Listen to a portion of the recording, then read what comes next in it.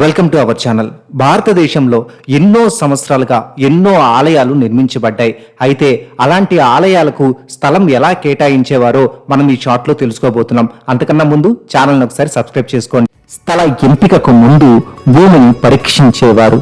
ఒక చిన్న గుండి తవ్వి ఆ మట్టిని తిరిగి గుండిలో వేసి భూమి సారవంతమా దృఢమా అని తనిఖీ చేసేవారు.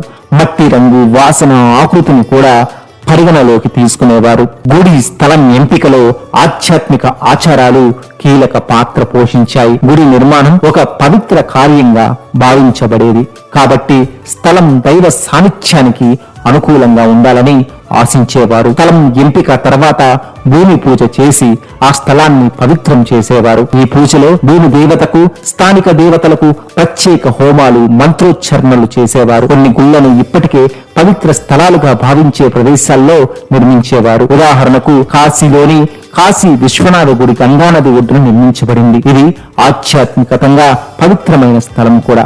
కొన్నిసార్లు దైవ సంకేతాలు లేదా స్వప్నాల ఆధారంగా స్థలాన్ని ఎంచుకునేవారు.